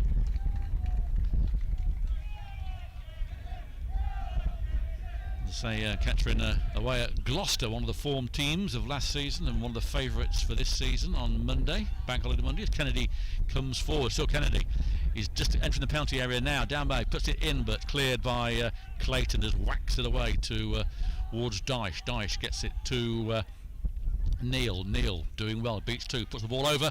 There's there Stones, and Stones on the 6-yard line, just heads over. That was a definite chance. Anything on target would have put Doherty in problems, but unlucky for the lad. Good ball in from Harrison Neal. That was on his left foot. Lovely curling cross in between the 2 centre halves. Stones have managed to find that space. Fortunately for the Poppies, he could keep his header down. So points towards Kettering so far, but no goals, and that's what it's all about. It's going to be Dohe then to get us underway again now in all purple. Long ball. Connor Johnson wins that, sorry. It's flicked on by Parkin, and that goes out for a Kettering throw-in just about 10 yards away from the corner flag down by the Burger Bar. If you've been to Latham Park, you know where that is. Chris Smith retrieves the ball, pinches about 10 yards, gets it to Connor Barrett. Sporting a little goatee, I think, at the moment, isn't he? On his chin, is that a goatee? Not sure about that. I mean, oh, you've got one, haven't you? Well, I've got one, but I've got a proper full goatee. That's right. Storer loops the ball forward towards Powell, who's being challenged by Clayton. Clayton wins a bit, only towards Storer. Number 19, Barton, does well and is fouled by Stones. Referee indicates that's a free kick just outside the penalty area. Well, goalkeeper comes out to take that, or take this even. No changes for the Poppies. So it's as you were. Kettering got Lamine Sheriff in the side. That's 2 sheriffs, no deputies. Boom, boom. Smith under challenge there, but cleared and then lost, and a scramble out by Neil for a throw-in to the Celtic, playing in all light blue today in Coventry City colours. Normally they're in green and white, the Celt Army, but it's Hayhurst with this throw-in. Takes it, intercepted by Neil, then cleared by Barrett. There's a chase for Powell. Goalkeeper's going to come out. Goalkeeper has to do something. He's put that into Polwell Lane, I think. The distance is, goes looping over and down the nursery. That one down into the nursery. The nursery end. So it's going to be a throw when they retrieve a ball. I doubt if we'll find that ball again, but yeah, trapped by a car going down. It's going to be Connor Kennedy in with the traditional long throw. Taking his time, he's got back against the railings as he comes in. He's gearing up to take this long throw. There's a lot of movement in that 6-yard box, as you'd expect. In comes Kennedy, throws in towards Smith, easily cleared though, and Parkin does the rest, gets the ball away, intercepted though. Kennedy gets the ball back, does 2 for, unlucky there as Will Hayhurst got his forehead to it and clears it out for a throw-in, which will mean, once again, a Kennedy long throw. Get used to these. There's a lovely aroma floating over Latimer Park, and it's not Weetabix. Throw-in comes in, and there's a bit of a scramble here. Kennedy comes in, loses the ball. Parkin, though, just clears it anywhere. Calder can't get there. He does, but it's 3 against 2 now for Celtic as Walton gets the ball out. There could be a chance here. Should be offside. And yes, the flag goes up late. Good goalkeeping, though, by Davis, who was right out there. And a flag in favour of Kettering for the first time. Yeah, same linesman, so I was right. They haven't swapped halves, and he likes to get his flag up. We saw that in the first half. And they don't like it up him. Yeah, he liked to wave it that time at Farsley, but could have been dangerous, like you say, 3 against 2. But Spencer, I think it was, who just gone a little bit too early for the pass. Ball being played towards Barrett. Barrett gets a head to it, cleared by a Celtic defender. Barrett again gets it to Storer. Storer flicks onto Stones. Stones can't get there as Barton clears it for Celtic. Bit of a scramble in the middle there. It's back in the melee, just hooked away by McKenna, and it's 2 Kettering defenders. It should be Dyche gets there first. He does. It's in fact Connor Johnson, but ball's out there with Spencer on the far side for the visitors. He's got 2 Kettering players in front of them. Plays the ball back to the substitute. He puts it in, flicked on, and that's going to be cleared by Barrett eventually. Does well. Barrett. Ellis intercepts, and he can keep this in. Just kept on the line by Hayhurst, and then Ellis plays on. Johnson to Neil. Neil just on the halfway line, flicks it forward for Stones, but he's being marshalled. That comes off Barton for a throw, which will mean it's Connor Kennedy time. It's another long throw-in coming up from Kennedy. And Gary's taking a break, and welcome to Ed Palmer. Welcome, thank you. How are you? I'm very well, thank you. It's joined at just an exciting time, I think. Yes, it's the Connor Kennedy throw-in show at the moment as he comes in. bracing himself, backing up against the railings as he does. Comes in, long throw. Can he get to Kettering player? It's flicked on, it's better. Neil gets there, might have shot in his belly, back post, goal! Oh no, it's Stones! Onside! Stones gets it in. You've joined at the right time, Ed. Well, there couldn't have been a better time to join the commentary, and what a goal it is. Isaac Stones at the back post. He read it. You can tell when he gets the space to read the game, he does. The shot from Neil, I think it was going wide, but Isaac Stones was there. He knew where the ball was going to be, and it was the easiest of goals at the back post. I did jokingly say to him when I taken his photograph before the game, just got a hat-trick, no pressure. But he's got the first. He is on his way. It's 1-0 Kettering, and that has sent the fans behind the goal into raptures, and I think you can tell that Isaac Stones enjoyed that one as well. He sprinted off away to his right, all the way, arms outstretched across the barricade behind the goal, and well, Kettering have finally got the breakthrough that they failed to get in the first half. I had been watching the first half from the wings, and it was certainly an interesting one. That's gone out of play for a throw-in as from the kick-off. I'm not really too sure how Farsley has still got 11 on the pitch, but we'll come to that a little bit later. But Kettering have a throw-in down to our left, on sort of in line with the edge of the box. Connor Barrett will be the one to take it. No substitutions yet for Kettering. Farsley have made one at half-time, but that was opportunism at its best from Isaac Stones, and right position, right time, right touch as well. There were a few looks towards the linesman from the Farsley players. Miles onside was Isaac Stones. Connor Barrett, long throw down the line, headed away by the big number 19, and then away and over the terrace by Harrison Neal. A shake of the head there from the Farsley man just in front of us. I can't see which number he is, but not happy at the moment. It's one of the first teams I've seen, Ed, for a long time without any sponsorship on the shirt. Yes, it's a plain blue shirt, isn't it? Connor Barrett heads that thrown away over the top by Kennedy, but Powell is off, says the linesman. Stones, Powell, and about 200 Kettering fans behind that goal all say he wasn't. That one, I have to agree, probably was. Stones wasn't, definitely, but Powell told him to leave it and took over, and I think he may have been off. It's a very dangerous game, isn't it, that Farsley are playing, though, allowing that to players with pace. Yeah, they're relying on Kettering being offside, or the linesman, especially in the first half, giving decisions of offside, which don't really appear to be. But I was asked a few minutes ago, when was the last time we had someone pouncing in the 6-yard box like that, putting the ball in the net? I have to cast my mind back to think of it, and Robbie Cook, of course, who we tribute. Exactly, was sprang to mind. He was a demon in that 6-yard box. It was a Robbie Cook-esque goal on the game where we remember both him and Ernie Moss. That wonderful 2 minutes of applause on the 9th and 10th minutes were rapturously given. 698 is the attendance, too short of 700, but there we are. Throw-in taken on the far side, cut out by Neil. Neil over the back line of the defence, and Stones does get there first, and Powell is now in the corner flag, twisting, turning, looking for an option. He's got his back to goal. Now he faces it, lays it back to Ricardo Calder. Calder on his left foot. Will he put a cross in? He does. It deflects off the Farsley man, but he only gets a throw in for it right down by the corner flag. Will it be taken quickly? Kennedy is asking the question. Kennedy does in fact have the ball left for him, so it will be thrown in.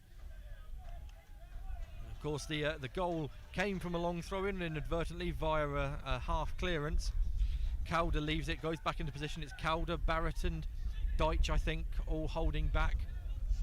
Sorry, it's Connor Johnson, apologies. Deitch and everyone else are up there, flicked on by a Farsley man. There's no Kettering man at the back post. Neil will be chasing it along with a Farsley player, and that is a late challenge by Harrison Neal, and there'll be afters.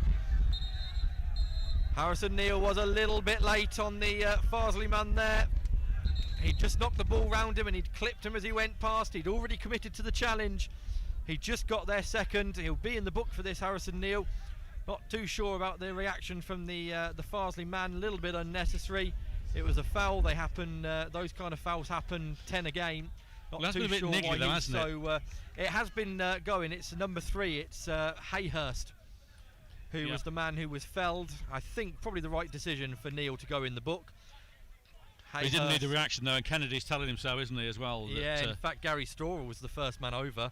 The two elder statesmen of this Poppies team going over to speak, and I think the referee is going to speak to Hayhurst and say, look, the foul was given, there was no need for the reaction. Well, it's about the first decision the referee's got right, I think, in the game that I've been watching. It's been, once again, pretty poor stuff. But free kick will be taken by the goalkeeper for Farsley, hit long. Underneath it is Johnson, headed away well, and then Storer clears, and Isaac Stones will get in front of his man, the number 19. He's on the right hand side. Stones has only got Powell in the middle. Stones can't go past his man but keeps it anyway. Now he really needs help. He plays all the way back to Barrett. That's really well played by Isaac Stones. Storer has a man on, plays it down back to Barrett. Barrett on the edge of the penalty area, down to the byline on the right hand side, clipped across, just didn't quite get enough of it. Cleared out to Harrison Neal, who shoots on the volley. Oh, what a save!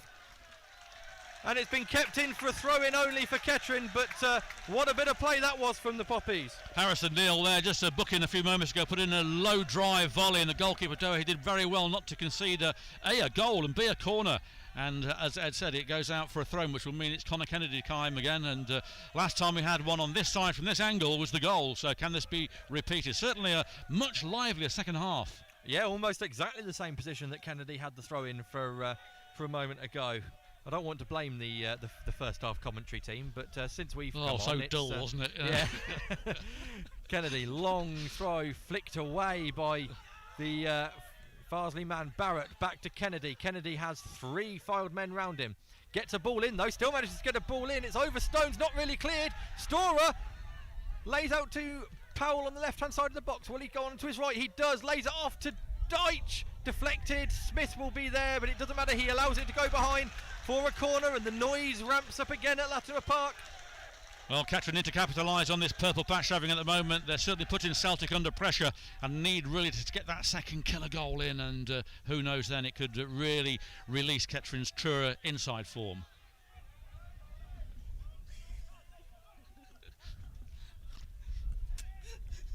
Harrison Neal then, right-footed, so it'll be swinging away from the goalkeeper.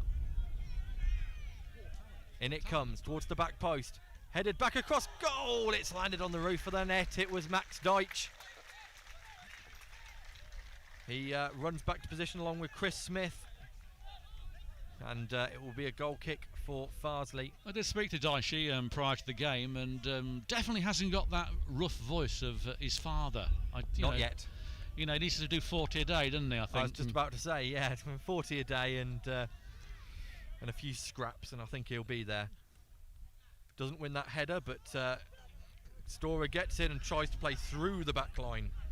Well cut out by the 19 for Farsley. Of course, this is a different view for us, isn't it? The windmills in the background, that's like being at Amsterdam, isn't it? You know, and the lushing meadow fields. I think you've been smoking something from Amsterdam, but that's about it. Not too sure what you're talking about there. Throw in for Kettering on the far side. Deitch to take this one. Throw in long it goes. Stones can't quite win the flick on. Kennedy doesn't bring the ball down and it's cleared away. Should be mopped up by Deitch. It is. He's only headed it into the path of the Farsley man going forward now. Missed tackle by Johnson, and there's a chance here. The number 11 is through. Tucks onto his right foot. It's a missed kick, and there's all manner of. Chris Smith managed to head that away whilst he was on his knees there. And the clearance has been headed by the 19, and Farsley come away again, sprayed out by the 8 to the right hand side. Over the halfway line now is the number 2. Lays it off to his partner over there, twists, turns past Kennedy, and again Kennedy still on his heels, forcing him backwards now. The Farsley man, he's going all the way backwards. To come all the way back, it's the number 10 out to the number 2. Oh, great ball, and the 14 has a chance here. Ball across goal. Going back to that Ed Park in there, had a glorious chance. We've taken the first chance to shoot. It would have given Davis some problems, but he cut inside, and it was blocked. But certainly Celtic, after that siege by Kettering, have now reinforced their attempts to get this level, and it's a corner on the far side. It's Will Hayhurst who's going to take it. It's a crowded penalty area, and in it comes towards the back post there. Davis can't get there, and it's flicked away. Ellis will Parkin will go for this. Parkin gets there first. He seems to be the danger threat. Parkin gets the ball in. It comes off Kennedy. It comes off Johnson and goes for a Celtic throw-in in front of the burger bar. Yes, buy your burgers if you like to. It's still open. But although I'd imagine if you're listening to us, you're not at the ground. Exactly. In which case you can't have one. We're going to struggle. But unless you can get here in the next sort of 20 minutes or so. It's a throw-in, and it is Will Hayhurst to take this. Lucky not to be in the book himself, but seemed to recover from the foul. It's to Parkin, and it looked like it was out, but it wasn't. Hayhurst keeps it in. Has to be played back. Plays the ball in. Good football here from Celtic. Square ball. Acres of space here for Jordan Richards. Plays the ball long, and that's going to go out harmlessly towards Davis, who takes his time, says calm down, and Jimmy Spencer goes to him and drops the ball, and there's a foul, and Davis is going to be spoken to by the referee. Not Davies. Davies was in the right there. Yeah. But just the talking to, and the Kettering keeper will have a few extra seconds to place the ball down and take a free kick, which is effectively a goal kick. Everyone has moved over towards the dugout side. Still no inkling of a substitution from Kettering yet. Flicked over the head of the Farsley man, misheaded by Neil. Deitch is there to cover though, and Kennedy brings it down in the centre of the park on the left hand side now. Clips it left-footed down the line. Stones will do well to get this. In fact, he has. It's a helpful bounce, but well defended by Farsley all the way again. So a bit of a pushing and shoving from Connor Johnson and the number 11 there from Farsley. Now Deitch has got to deal with this. He does, and Calder should keep that in and clear it, although he clears it straight onto the chest of a Farsley man who comes forward. There's still some tussling going on in the middle between Johnson and the 11. Ball in. Davis watches it all the way. He collects cleanly and falls to the ground. Slows it down. Both managers, or neither manager, making any substitutions at the moment. There's a few Kettering players out warming up, but none of them are yet ready to come on. Long click from Davies, headed away easily, then headed back by Smith, headed away again, and it's Smith and the Farsley man having a bit of head tennis. That's 15 love to Smith. Calder closing down the number 2, who plays it all the way down the line, and Deitch has to play the ball out of the ground and over the fence. In case you aren't aware, Kettering have got a new name in their lineup in the substitutes. Lammy Sheriff. He's no just relation. warming up now, actually. He is, yeah. He's signed today. He's a midfielder from Accrington Stanley. Previously time at Leicester as well, wasn't he? Yeah, 9 seasons or 9 years at Leicester's Youth Academy, but it's Celtic with a throw, and it's in the penalty area.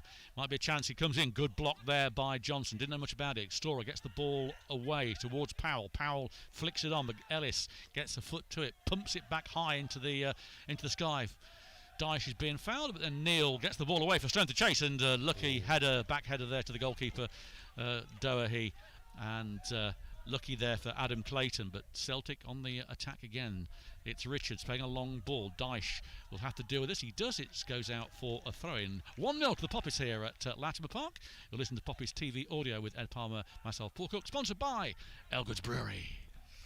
Certainly seemed to be a game plan from Farsley at the moment, which is they're playing it down that right-hand side, and the ball has gone through, and Powell is chasing down the goalkeeper, who knees it away. Kennedy urged to shoot. He won't. The keeper has made it back in time, and in fact, he probably should have done, because the pass was woeful from Kennedy. Smith does well to get the ball to Barrett, and nice little 1-2. Storer, I think, has overcooked that. He has, out for throw-in down by the corner flag.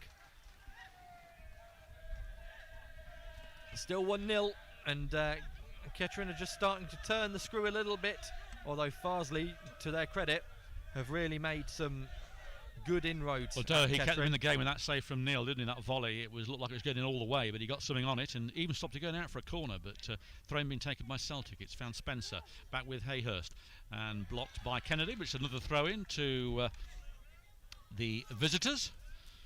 Took them 3.5 hours to get here from Leeds. Roads are a nightmare. We're used to that, but it's Spencer with the ball. He goes down, and that's a foul. And Barrett and Spencer having a few words here. There's a booking Book is coming. coming I don't out know who here. this is going for. It'll go to Surely our man. It's not to Barrett. It will be. It should be Spencer. It's a non-foul. It must be for Spencer. He's got a red card out there. Surely not. No. It's going to be Spencer. Is going to be put in the book for petulance.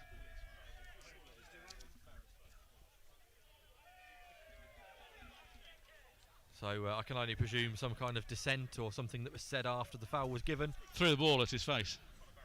Ah, well, he threw the ball at his face. There you go then. Face ball. Free kick taken long by the goalkeeper. Should be a Kettering head. It is. It's Deitch's. Head kicked back by the 8. Ooh. Not really cleared by Connor Johnson. He spooned it behind for a Well, corner. it's a slice, wasn't it? You know, it must have been a sand wedge or something, but it goes for a corner. This Like could one be of my golf shots, that. I had heard. It's going to be a corner. It's Hayhurst going to take New it. balls, please, I think. Yeah, we've run out. There's one going down Polwell Lane still from that clearance. And yeah, we haven't got one. Well, the referee hasn't asked for one yet. Now he has. Well, surely he's got to ask for a ball so he can actually carry on. Well, Is that it- would. it's I normally have heard that a ball does usually help in a football match. Well, yes. So eventually we do get a ball. It's put down in the quadrant, and we can't see from here he's actually in there. What am I? It comes in swinging, and that's headed over by Ellis, and had a free header really. Went over the bar, and that could have been 1-1. They were queuing up there for Farsley around the penalty area. Got underneath it, did Ellis. That bald head, heading the ball over. A lot of shouts of Lino going on. I'm not overly sure why, but there we are. Ball is back on the edge of the 6-yard box for Davies, the former Leicester and Cardiff City man. Long kick looking for Stones. Headed up by a Farsley man. Kennedy wins the header and cleared away by Hayhurst. A missed touch by the 11, which has fallen fortuitously for the number 9 Spencer. Clearance down the line again. It's with the 10. Deitch will have to deal with this. He does well. It'll go for throwing, I'd imagine. In fact, he's done really well and found Calder. Neil plays long over the top, looking for Powell, and Powell will get there. No, he won't. It's a good header back by I believe it's Clayton, back into his keeper's hands. Still no changes being made by either side. Both sheriffs are warming up at the moment. Who shot the sheriff? Warm-up town's not big enough for the both of us. Oh, Deitch, easy header away. Kennedy flicks it on, but it should be the number 2 that picks it up for Farsley. It is. Down the line, and there's a chance here as Neil is doing really well against the number 10 and clears away. Kennedy will get there because his opposite number, the number 8 for Farsley, was adjusting his socks and wasn't actually watching the game. He has won a throw-in though, much to the disappointment of Connor Kennedy. Taken quickly into the centre of the park. Maybe a foul here. Deitch is a little bit pushing and pulling. That's a really nice touch by the 14, and he's got round the Kettering man towards the byline. Really well cut out by Connor Johnson. He recovered. He was done all ends up, and then recovered really well to put it out for a corner. Tyler Walton, yeah, doing very well there, but Deitch matched him. But it is a corner to the visitors. But we'll see this coming. It'll be Well, the last delivery was really good, wasn't it? That one doesn't look much better as Calder clears away at the front post, only as far as the corner taker again. He'll go left-footed. No, he cuts onto his right. No way again that given as Calder holds off his man, and the 3 just throws himself to the floor. Clearance away, back cleared again by Farsley, up into the air. Neil underneath it, won't win the header due to his diminutive stature, I think there. Well won by Deitch, who manages to stab the ball away to Connor Barrett, who's got acres of space on this right hand side. Still going, Connor Barrett. Powell wants it played down the line. He does give it now to Powell. Powell on the right hand side, played in low towards the edge of the box. Storer left footed. Oh, it's just past the post. It was let it come across his body and side footed it, looking for that the post back across goal, and the keeper was nowhere near it. It didn't matter. It must have shaved the post. Just noticed with Storer, is that a bandage around his knee, or is it a long sock? Wasn't there earlier? It's a long sock, I think. But Powell in with a chance here, but Hayhurst is there, and it's a battle between them both. The Celtic man wins, gets the ball back to the keeper. He side foots it out, but Smith's underneath this, traps it, does well. Plays it long and towards Powell, but the 19 is there, gets it back to the keeper. Slices this one, but gets away with it. Flicked on by McKenna as a chase for Connor Johnson, who just flicks it anywhere, and it should find Walton, which it does. Walton beaming down there. He's got Calder after him. Still Walton in the penalty area. Walton by the byline gets it through, and a little touch there by Max Dyche, and that does go for a corner. Good defending that from Max Dyche. He had to get that perfect. He went to ground, and if you go to ground on the penalty area, you better win the ball, or else the referee is pointing to the spot. He won it perfectly. But Farsley have been really dangerous from these corners so far. This in-swingers from Hayhurst. It's with the wind, isn't it, as well? It's whipping in quite nicely for his... really big chance for the visitors to get back in. Punched away by Rhys Davies. Well punched as well, and Powell is quick. He's not that quick. It'll be a throw-in, but it's near the halfway line, so he's really caught hold of that. It was a beautiful left hook from Rhys Davies. It was, wasn't it? When the Kettering defence didn't get out as quickly as Davies really wanted. They just ambled out rather than sprinting out, but it gives them a chance here. It's McKenna with this throw-in. Celtic certainly have come into this since the goal they conceded, and although they haven't posed too many problems for Davies, as Ed said, the corners have been quite interesting, but it's still hasn't been taken yet. McKenna taking his time. I can't remember the last time Davies had to make a save from open play. McKenna breaking away though, and he's still got the ball as Barrett gets it, but cleared by Neil, Harrison Neil, trying to find Powell, but there's Barton again with that outstretched foot of his, denying the Kettering man. Then Atkinson, not him, but this Atkinson plays the ball long for the number 9, and it's a chance here for Dyche to clear. He does, under pressure from Jimmy Spencer, who's been booked. Have to be careful. He's pointing at Dyche. Referee ignores him. Certainly a chip off the old man's block, isn't he? No nonsense, Max Dyche, this half. He is, yeah. Anything that remotely looks partially dangerous is straight over that fence. He's improving every game, isn't he? I mean, we've only seen him a few times this season so far, but even in pre-season, you know, he's going to develop, I think, into a very good player. But Perry is warming up. No doubt he'll come into... Oh, there's a chance here for the visitors, but blocked by Storer. And then Barrett gets the ball long towards Powell. He's overhit it. I think the goalkeeper comes out and will let that just run loose, and it goes harmlessly for a goal kick as Powell tried in vain to stop the ball, but needed to be Arkle to get that. Arkle was a horse, in case you're asking. I was going to, but thanks for clarifying. Still no substitutions either side, Kettering or Farsley. Farsley have made the one at half time, but nothing so far since the second half has resumed. I wonder how long it'll take before either manager realises or thinks that something needs changing. There have been quite a lot of Kettering substitutes warming up. I haven't seen a lot of warming up from Farsley substitutes. That's a great challenge from Gary Storer. The ball over the top is offside anyway for Isaac Stones.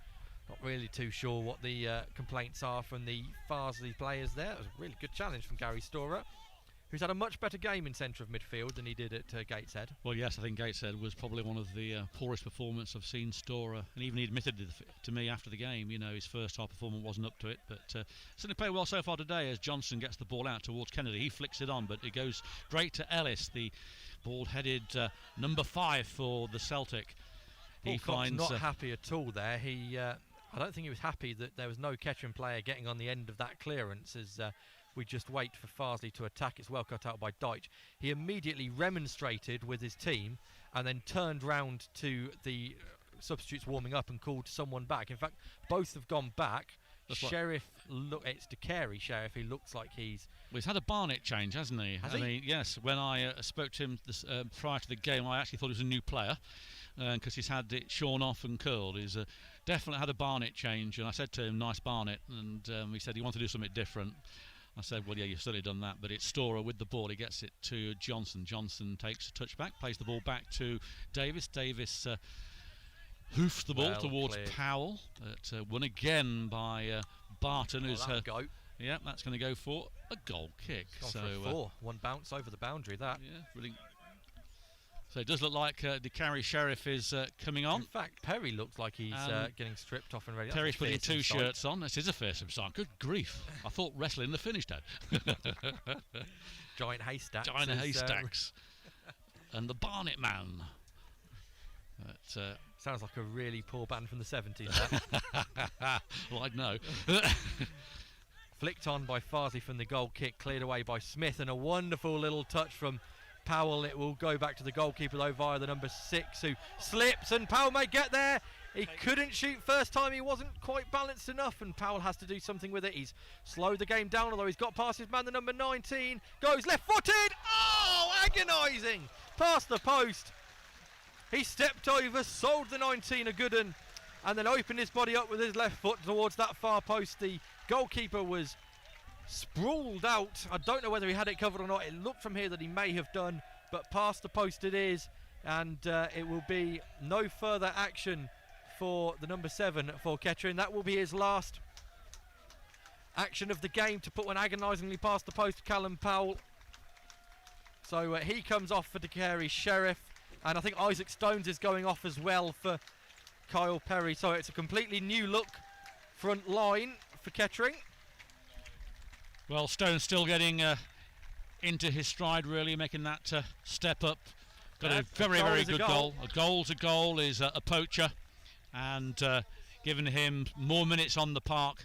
Now, as Ed said, we have a different forward line with DeCarey Sheriff and Kyle Perry coming on. That'll pose different problems for Celtic. I just think Paul Cox wasn't happy with when these clearances were coming out. Kettering players weren't winning them. Stones was potentially being a bit out-muscled just because of that's the kind of player he is, and Powell's too short. And I think Kyle Perry now will be the outlet for these balls going forward. He's Sheriff for Powell is for like, isn't it? Really, it's like for like, but I think Powell brings just a bit more strength and awkwardness than Stones does. Stones will learn that, of course. He's only still 18, is he? He's something like 18, 19, yeah. So he'll learn it. Ball the forward. chance here, though. Oh dear. Well, there was a chance. It was well brought down by the Farsley man, who brought it down on his knee and then tried a speculative volley across goal. He hit it high, wide, not really very handsome, into the Kettering Town Football Club Tyler side. Walton, that was, who's scored one of the 3 goals that Farsley have scored this season. Leading goal scorer, equal. Same as us, we've scored 3 goals, 3 different players. We have. So, goal kick can be taken eventually by Davis as Ellis went to get the ball back. I think the positive for Kettering is that all 3 goal scorers have been players you'd expect to score goals. So there's no one really that's waiting to get off the mark that you'd think firing. Of course, Fosu, Powell and Stones, they're all goal scorers. Flicked on by Perry. The 19 heads it away. It should be cleared by the number 2. Not really very clear. And Storer nods out wide to Calder, who keeps in.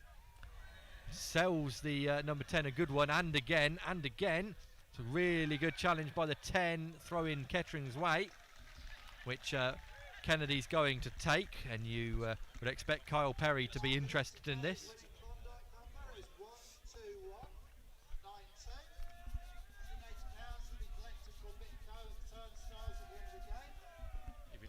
So, long throw in by Connor Kennedy. Perry obviously there, Deitch isn't, but Johnson has come forward. So Deitch is staying back this time. Flicked on, back post! Oh, great defending!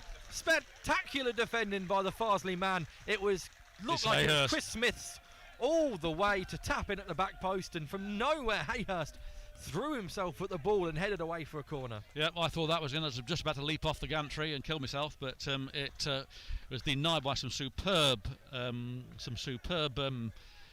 defending by the host. It's Harrison Neal with the corner, comes in towards that back post, flag goes up, and out of play for a goal kick. Goal kick. So it had gone out of play and then curled back in. That's always the danger with the outswingers. To get that whip on it, you really have to get it perfect, or else Swingers you will. and whips. What are you on about? Well, who knows? Goal kick taken long. Easy header by Johnson. Sheriff can't get there. Kennedy does manage to get a boot on it, or a head on it, and then Sheriff back to Kennedy. Calder stands on the ball, backs it back to Kennedy. Ball forward. Goalkeeper thought about it, then didn't think about it, and was bowed out by a centre half who rose above Perry and nodded it back to him. So Doherty then rolls the ball in front of the penalty area, delivers the ball into Kettering's half towards Ellis. Won by Smith. Intercepted though, and Parkin can't get there. Ellis can, and there's a bit of confusion there as Connor Johnson hoofs the ball out for a corner when the goalkeeper should have come and claimed it, giving Celtic a chance they should never have. Just thinking about that, just looking at that, looks like Farsley Celtic have gone to a back four and Ellis has gone as a striker. Because that wasn't a attacking position that he was in to start with, and he's still up there for the corner. It's going towards him. All manner of fouls. Great save. Rhys Davies charged the ball down, hooked back in. Perry away, and Storer does well to hold off his man, and then it's really poor. But though Perry takes it on his, well, let's be honest, his stomach, plays it to Sheriff. Sheriff with a new haircut. Down the line. Oh yeah, it's the first time I've seen that haircut up close, and it was a good challenge from Well, I was completely confused when I saw him. I thought it was a new player. But yeah, play to him. Perry did well there on his chests, getting the ball down, and Kettering got away with the break. But it's going to be a throw-in by Kennedy. So long throw again from Kennedy. Long throw it will be. Smith and Perry the only centre halves up there. Deutsch and still back, flicked on by Smith, although there's a foul by Perry, someone. Isn't it? I don't really know. Perry on the number 19. He backed into him and into Barton, and that chance goes. But back underway towards Ellis. Ellis flicks the ball really on. Is going to be an McKenna. issue. There's a chance here for number 11. It must be 1-1 here. It is 1-1. Flicked on, and that is a goal by Luke Parkin. Has been the danger man. The 14 Celtic fans that came are celebrating over the other side there. It looks like a barbecue going on behind there, look. But 1-1. Oh, it's a flare. Oh, you plonker. You absolute plonker. Why have you brought pyrotechnics into a non-league game?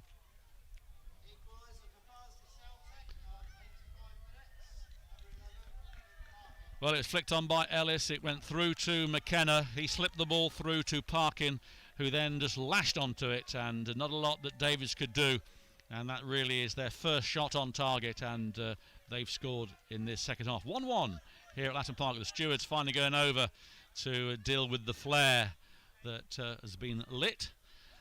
And the San Siro, it's not. Well, by the rules laid out at the ground, you should not view the rest of this match. But we'll see what the stewards do. Smith then gets Kettering back underway, places towards Perry. Perry flicks on towards Kennedy, but didn't get there. Dyche underneath this one, traps it, goes towards Calder. Calder can't win that. 14 does. Kennedy comes in, does well, and gives a foul. Don't know why. Looks like he was pushing, apparently. Flare still going off over the other side. The mentality of some people does. Well, the concern is that it's quite a hot object, and that's a wooden fence. That I think is the main concern.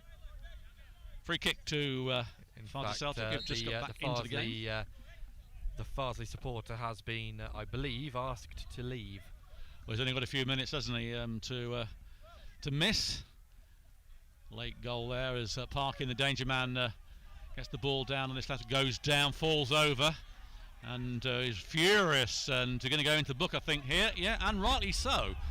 He fell over himself, threw his arms up, beat his fists, and remonstrated with the referee, and goes into the book. But he is the danger man, and yes, you're right, the perpetrator of the flare is being led out for the final few minutes of this game. Can Kettering get a dramatic winner? We'll have to wait and see, but it's Davis with the goal kick. Long towards Perry. Walton wins that one.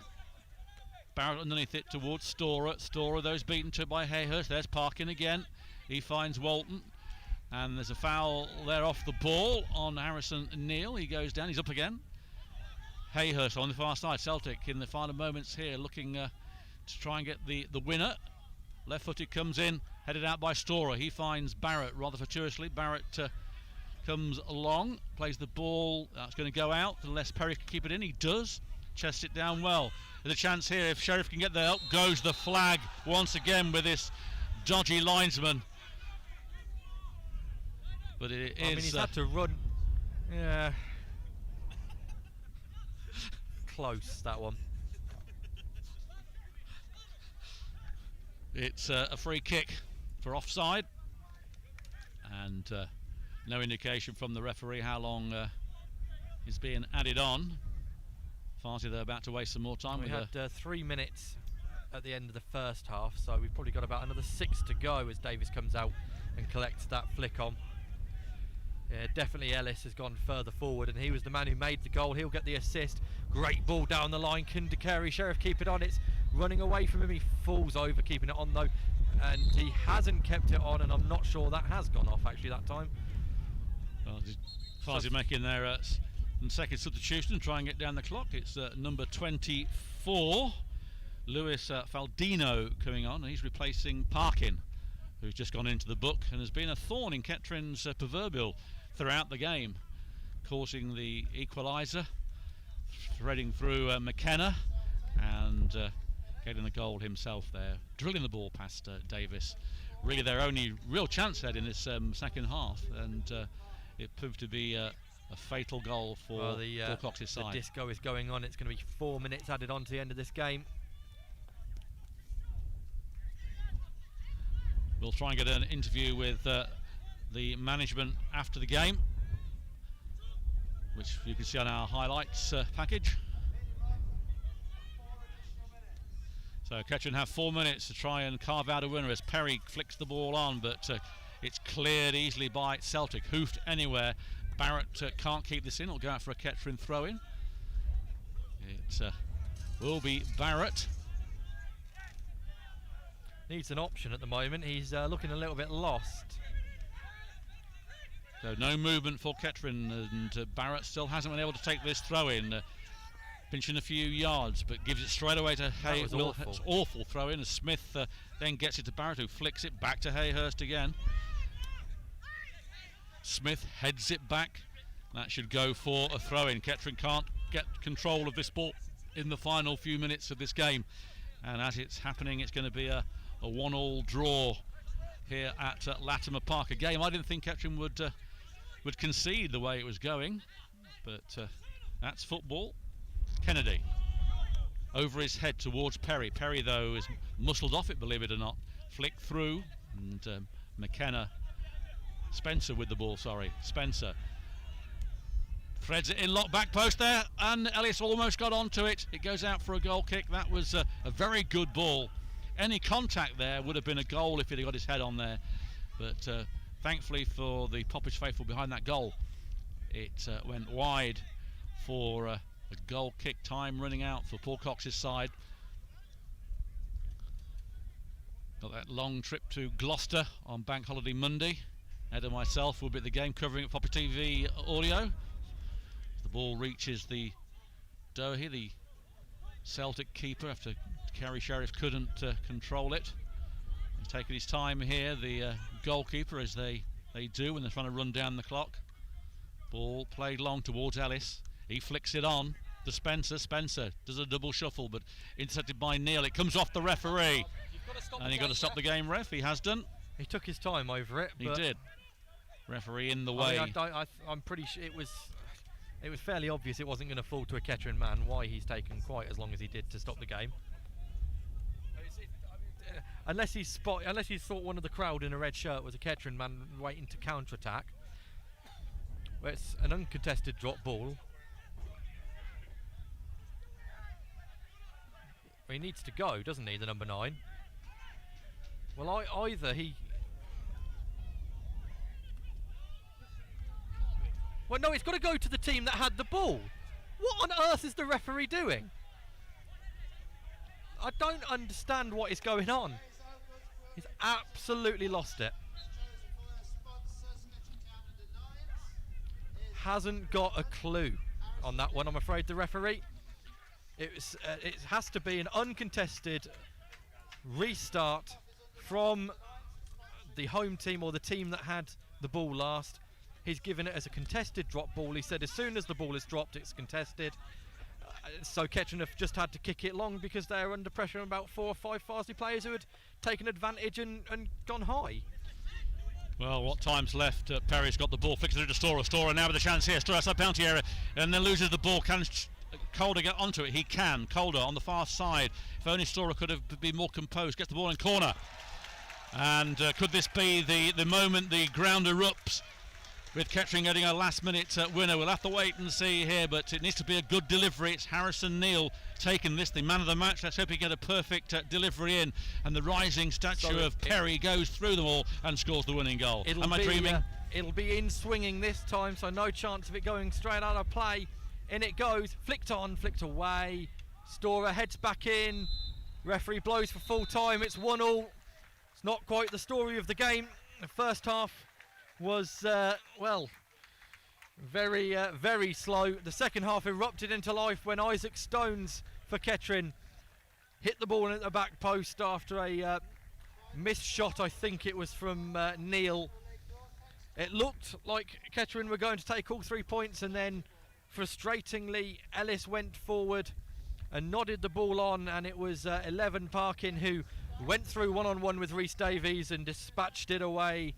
There will be a few eyes on Paul Cox as he goes over to the officials. He does a very, very quick handshake and leaves away. I think he will be unhappy with some of the decisions. We'll ask him about those, plus the way the game has gone. But it's finished here at Latimer Park, 1-1. We go to Gloucester, who I believe has lost away to Guiseley 2-1. I don't know whether that's final or whether that is latest. Still playing at Guiseley, but Gloucester are 2-1 down at the moment. They'll be looking maybe to bounce back. But we're going to leave now. You can join Poppy's TV audio on Monday. It's a 3 o'clock kickoff, so we'll be live from about 2:45, 2:50. But from all of us here at Latimer Park, it's finished. Kettering Town 1, Farsley Celtic 1. We will see you on Monday.